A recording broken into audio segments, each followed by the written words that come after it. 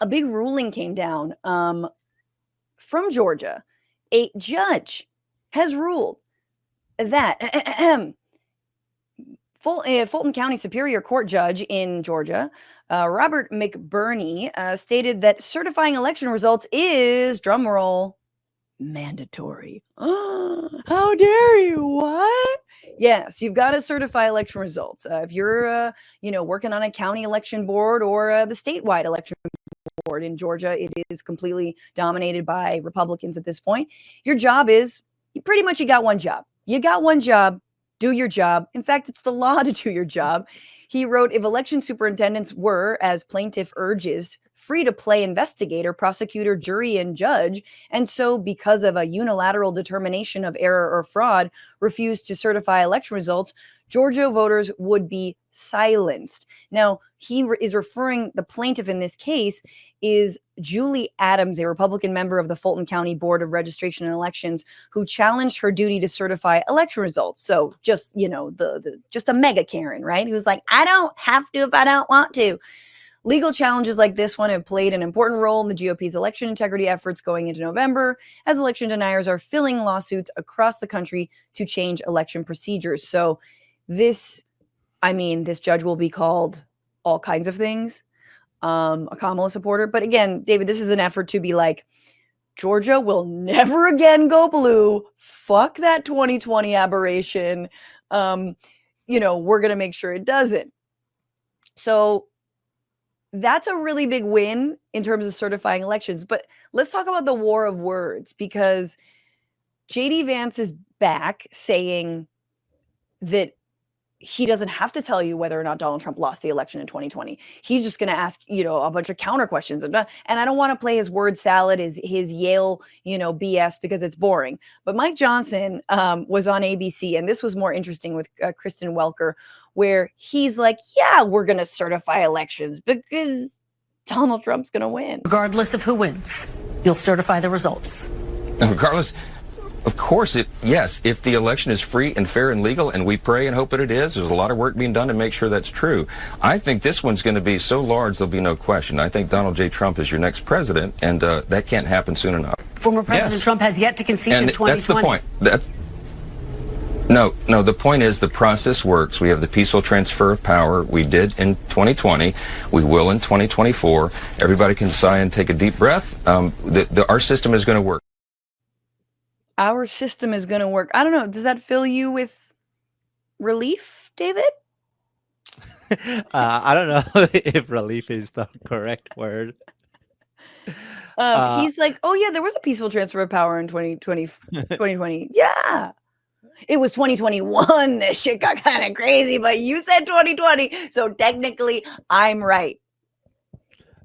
Yeah. And I like how he highlighted, like, if there is a free and fair election.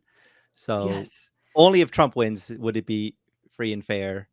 So, but just going back to your original story about like the Georgia judge's ruling, Mm-hmm. I'm very cynical at this point, where I'm certain that the Supreme Court is just going to overturn whatever this judge rules. Sure. It's like, no, this is infringing on, I don't know, citizen sovereignty or something. Well, they'll make it up. I mean, what's crazy about what you're saying is that we've seen it on every other issue, right? We've seen it on student debt relief and the fact that that's being litigated because of astroturfed plaintiffs supported by right-wingers that then gets elevated to upper courts, and suddenly, Biden's plans to alleviate student debt gets knocked down, right? Like that. But more specifically, we see it in the Title IX anti-discrimination laws around LGBTQ plus people. Someone in a so-called web designer in Colorado, I believe was Colorado. I know that was also the cake. That was also the cake territory. But right, we saw that a year ago, where I don't want to design a website for a same-sex couple. Ergo, I'm going to escalate this up and up and up. Again, supported by right-wing think tanks and Judicial Watch and the likes of Leonard Leo and other groups that we don't always talk about. I'm going to elevate this, and suddenly the Supreme Court is gutting the Title IX non-discrimination laws. Like, that is what is happening throughout the country when it comes to civil rights. So yeah, you're told, why would voting be any different? Why would voting be any different if one county clerk or this woman says, like, I don't know, I have a case because I thought this election was suspicious? That can get plucked up by the Supreme Court. Like, I mean, that's sort of what they're banking on, right? Is to throw enough doubt, enough supposed irregularity that they just invent, enough cameras that show people meddling with ballot boxes / just moving them to another spot. Meanwhile, their people in Georgia are literally part of a RICO scheme, are indicted on RICO charges because they were all involved in trying to spin the election to Donald Trump, right? So it's just wild. But again, they didn't have their ducks in a row in the way that they might have their ducks in a row this time around. Yeah, that was just kind of a beta testing for what they're about to do now. So, I mean, my election anxiety is manyfold. It's like, one, it's that the excitement with Kamala seems to be waning a little bit. Right. And also, it's like, even if people come out and show a force, there's this other thing, this more sinister thing. Like, it's one thing, like 2016, Hillary lost straight up. You don't like it. It was awful, but you can accept it. Yeah. But what they're doing now is straight up stealing because, like, democracy is ugly and it fails all the time. But like, that's part of what democracy is, as opposed to just, I guess, you can vote in fascists too. That's also part of democracy. Well, yeah, I mean, historically. Right, exactly. But also, like, the Electoral College throws that whole, democracy word into the fray here. But to your point about not trusting what Republicans might do, for the first time that I'm hearing it, you're hearing some Democrats actually say, I don't know if I'm going to certify election. Like, it depends. It depends. Right. Depends on what happens in Georgia. Depends on what happens in, Arizona and some of these states. Like, so Jamie Raskin, who's getting creamed for this, whatever, like Republicans are freaking out. He said he is the House Oversight Committee ranking member. This is according to Axios. He told Axios, if Trump won a free, fair, and honest election, then we would obviously accept it. However, Raskin said he definitely doesn't assume that Trump would use free, fair, and an honest means to secure a victory. Trump, quote, is doing whatever he can to try and interfere with the process, whether we're talking about manipulating electoral college counts in Nebraska or manipulating the vote count in Georgia or imposing other kinds of impediments.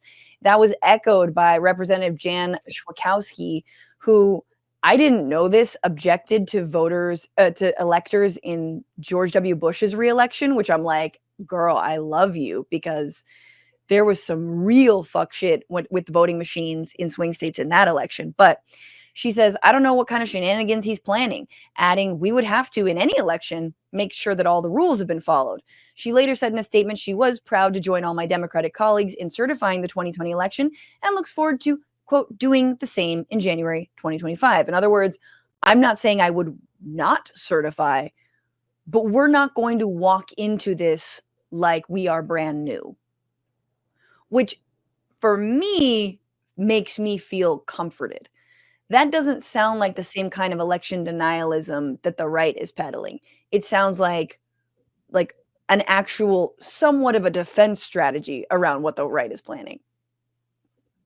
Oh, interesting. I had a different view of it, different perspective. Tell me. For me, it just seemed like a race to the bottom with both parties. And I feel you. I guess that's why I felt not great about it, because what are we doing? I'm of two minds. It's like, Democrats are I don't love Democrats, but like, they are pushovers, and it's like, stop letting people cheat to win. And I guess if that's how you win, then sure, why don't you cheat too? But like, that's not good, because you guys are bad. You guys are bad at playing by the rules, and you guys are all bad at cheating. So that's why. You mean Democrats? You're like, yeah. Right. Well, also they're bad at playing by the rules because they're convinced that the rules are fair. And that's the other thing to know is like the rules, like the Electoral College, unfair, deeply undemocratic. Right. The filibuster, something they respect, deeply undemocratic and not fair. The stupid Senate parliamentarian, deeply undemocratic, not fair, has blocked all of your legislation. And yet you somehow respect that. So I hear you. But it was, I don't know. I like to at least see them saying something rather than, oh, okay, whoever had the most votes, we're going to just the next day be like, if Trump is up, just concede immediately. Like, no. I mean, like, I think for myself, I just wanted something a little bit more razzle dazzle. Like, if you're gonna cheat, like let's have a whole strategy on cheating. You know what I'm saying? Like, well, yeah, like Trump the has Republicans, yeah, they're like, oh, let's go be an election watcher. Right. Hey, you got a gun and a mask. Go be a poll watcher. Yeah. Your friendly neighborhood poll watcher. Right. So like, I guess it's like the Democrats, not necessarily liberal values, but like Democrats, it's like you should rally people. It's like, go watch the watchers. Yes. Right, exactly. It's like you like, we need to be, vigilant with what's about to come also.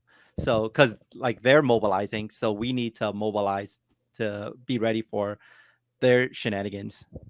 But I don't see that. So that's why like it's bothers. Right. Like, you don't see you're only more than these quotes, more than like Yeah. someone saying it offhand. There's no, you don't see a plan. Right. Your Democratic legislators in Georgia are ready with litigation should something go down. But again, we don't necessarily trust the courts, although we do love this judge. So you're cool. What's going on, Frantifa? If you haven't already, subscribe to this channel right now. Hit that button. And also, you can become a patron and support the show every single week. Get access to bonus episodes and exclusive merchandise. Patreon.com/Bitchuation Room. Do it.